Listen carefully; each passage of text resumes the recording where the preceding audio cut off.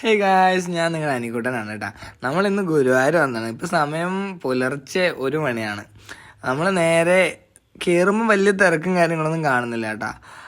അപ്പം ഭയങ്കര സമാധാനമുണ്ട്. കാരണം നമ്മുടെ പ്ലാൻ എന്താണെന്ന് വെച്ചാൽ വാകച്ചാർത്ത് കാണാമെന്നുള്ളത്. അതുകൊണ്ടാണ് ഇത്രയും നേരത്തെ വന്നത്. പക്ഷെ കാണാൻ പറ്റുമെന്നൊന്നും അറിയില്ല. കാരണം നാളെ ഓഫ് ആയതുകൊണ്ട് തന്നെ നല്ല തിരക്കും കാര്യങ്ങളെല്ലാം ഉണ്ടാവും.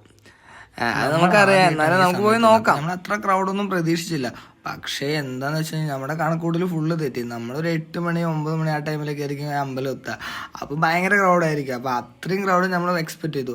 പക്ഷേ ഇവിടെ സംഭവിച്ച അതിനേക്കാൾ ഇരട്ടി ക്രൗഡാണ് ഗൈസ്. അതായത് രാവിലെ ഉള്ളതിനേക്കാളും കൂടുതൽ ആൾക്കാർ ഈ സമയത്തുണ്ടായിരുന്നു കേട്ടോ. ഞങ്ങൾ നേരെ ക്ലോക്ക് റൂമിലേക്ക് പോയി. എൻ്റെ പൊന്നോ, അവിടെയാണെങ്കിൽ ഒടുക്കത്തെ ക്യൂ. രാവിലെ ഒരു 7 മണി 8 മണിക്ക് വന്നാൽ പോലും ഇത്രയും തിരക്ക് കാണില്ല. നോക്കിക്കേ, അവിടെ ഫുൾ ആൾക്കാരാ. നമ്മൾ ഈ സാധനം കൊടുക്കാൻ തന്നെ ഏകദേശം നമുക്കൊരു 3/4 മണിക്കൂറോളം അവിടെ ക്യൂ നിൽക്കേണ്ടി വന്നു. എന്നിട്ടാണ് നമുക്കത് മെല്ലെ കൊടുക്കാൻ പറ്റിയത്. ഗായ്സ്, ഇത്ര നേരം നമ്മുടെ ഫോണും കാര്യങ്ങളെല്ലാം ക്ലോക്ക് റൂമിലായിരുന്നു. നമുക്ക് പിന്നെ ഫോൺ ഇപ്പോഴാണ് കിട്ടിയത്. പിന്നെ ഞാൻ അവിടെയുള്ള വിശേഷങ്ങളെല്ലാം ചുരുക്കി പറഞ്ഞിട്ടാണ്. നമ്മൾ ഏകദേശം ഒരു പുലർച്ചെ 1 മണിക്കാണ് എത്തിയത്. 1:30 ആകുമ്പോഴേക്കും നമ്മൾ ക്ലോക്ക് റൂമിൽ സാധനങ്ങളെല്ലാം കൊടുത്തു. എന്നിട്ടൊരു 1:30 തൊട്ടിട്ട് ക്യൂ നിൽക്കാൻ തുടങ്ങിയത്. ഏകദേശം നമ്മൾ 8:30 വരെയാണ്, രാവിലെ 8:30 വരെയാണ് നിന്ന് നിൽപ്പ്. ഇരിക്കാനോ കാര്യങ്ങളൊന്നും സ്ഥലം ഉണ്ടായിരുന്നില്ല. പിന്നെ ഏകദേശം ഒരു എത്തുന്ന സമയത്തായിരിക്കും നമുക്കവിടെ സീറ്റും കാര്യങ്ങളൊക്കെ അറേഞ്ച് ചെയ്തിട്ടുണ്ടായിരുന്നു അവർ. കാരണം അവർക്ക് അറിയാം വയ്യാതാവുന്നത്. പക്ഷെ അതിലും നമുക്ക് ഇരിക്കാൻ പറ്റില്ല. കാരണം എന്താണെന്ന് വെച്ച് കഴിഞ്ഞാൽ ഈ ഇപ്പുറത്ത് നിൽക്കുന്ന ആൾക്കാരെല്ലാം ഇങ്ങോട്ട് വന്നിരുന്നിട്ട് നമുക്ക് അവരുമായിട്ട് കടി പിടിക്കേണ്ടി വന്നു. സംസാരിച്ച് കുറച്ച് സീനും കാര്യങ്ങളൊക്കെ ആയി. എങ്കിലും പിന്നെ നമ്മളെങ്ങനെ വാകച്ചാർത്ത് കാണലായിരുന്നു നമ്മുടെ ലക്ഷ്യം. പക്ഷെ അത് കാണാൻ പറ്റില്ല ഗൈസ്. നമ്മൾ 8 മണി നിന്നിട്ട് ദർശനം കണ്ടിട്ട് വന്നു. എന്തായാലും ദർശനം കണ്ടതിൽ സന്തോഷമുണ്ട്. ഇതുവരെ നമ്മളിങ്ങനെ ദർശനം കാണാൻ വേണ്ടിയിട്ടൊന്നും വന്നിട്ടില്ല. ജസ്റ്റ് വരും, അതിൻ്റെ നോർമലി കുറച്ച് നേരം ക്യൂ നിൽക്കും, അതിൻ്റെ ഉള്ളിൽ കൂടെ കയറിയിട്ട് ഒന്ന് കണ്ടിട്ട് പോകും. അങ്ങനെയായിരുന്നു നമ്മൾ ചെയ്തിട്ടുണ്ടായിരുന്നത്. ഗൈസ്, അപ്പം നമ്മളുള്ള ചാവക്കാട് ബീച്ചിലാണ് കേട്ടോ. എൻ്റെ കൂടെ ഒരു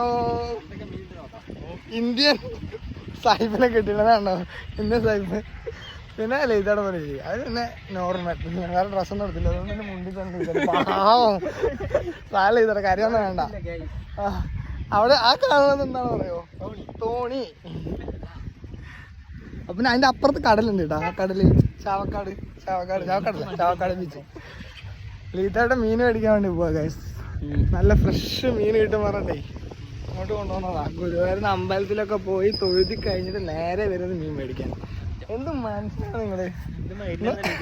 അല്ല, എന്ത് മനുഷ്യനാ. എന്നെങ്കിലും ഒന്ന് വെജിറ്റേറിയൻ ആയിരുന്നു എന്നെ കണ്ടുപിടിക്കും. ഞാൻ നല്ല ഗ്രീൻ പീസ് കറി, നല്ല ഗ്രീൻ പീസ് കറി. നിങ്ങളാണ് ബീഫ് കഴിച്ചത്. ഓക്കെ, ഞാനിപ്പോ അല്ല പിന്നെ ഞാൻ ഇപ്പൊ കുറച്ച് നാളായിട്ട് ഭയങ്കര വെജിറ്റേറിയനാ. അല്ല പിന്നെ സാമ്പാറിൽ ചിക്കനോട് മീൻ മാർക്കറ്റ് പോയിട്ട് ഭയങ്കര വിശേഷം. ഈ കാണുന്നുണ്ട് മീൻ മാർക്കറ്റ്. ലിജിത്തേട്ടൻ എല്ലാം അറിയാവുന്ന പോലെ ഫ്രണ്ടിൽ നടക്കുന്നുണ്ട്. അത് നോക്കിയിട്ട് പൊന്നി ചേച്ചി ഹാരിഷ് നടക്കുന്നുണ്ട്. ഹാരിഷ് എന്തോ ഭയങ്കര അത്ഭുതം കാണുന്ന പോലെ വായ പൊളിച്ച് നോക്കുകയാണ്. സംഭവം വലിയ സെറ്റപ്പ് ഒന്നുമില്ല, കുഞ്ഞു സെറ്റപ്പാണ്. എങ്കിലും നല്ല അടിപൊളിയായിരുന്നു കേട്ടോ. കാരണം അങ്ങനെ സ്മെല്ലോ കാര്യങ്ങളോ ഒന്നുമില്ല, നല്ല നീറ്റായിരുന്നു. പിന്നെ എന്താണെന്ന് വെച്ച് കഴിഞ്ഞാൽ അപ്പം തന്നെ പിടിക്കുന്ന മീനുകളായതുകൊണ്ട് തന്നെ അധികം പഴക്കമോ കാര്യങ്ങളല്ല. നമുക്ക് ഇവിടെ കിട്ടുന്നതൊക്കെ ഐസിലൊക്കെ ഇട്ടിട്ടല്ലേ. ഇവിടെ അങ്ങനെ ഐസോ കാര്യങ്ങളൊന്നും ഇട്ടിട്ടില്ല. നല്ല കോന്തൽ, മാന്തൽ, അങ്ങനെ കുറേ വെറൈറ്റീസ് ഉണ്ട്. എനിക്ക് മീനിനെ കുറിച്ച് വലിയ ഐഡിയ ഇല്ലാത്ത കാരണം എനിക്ക് വലിയ ഡീറ്റെയിൽസ് ഒന്നും അറിയില്ല. കുറേ ഏട്ടന്മാർ മീനൊക്കെ പിടിച്ച് കൊണ്ടുവരുന്നുണ്ട്, ലൈവായിരുന്നു. പിന്നെ നമ്മൾ അവിടെ നിന്ന് നേരെ ഇറങ്ങിയിട്ട് കടലിലോട്ട് വന്നിട്ടാ.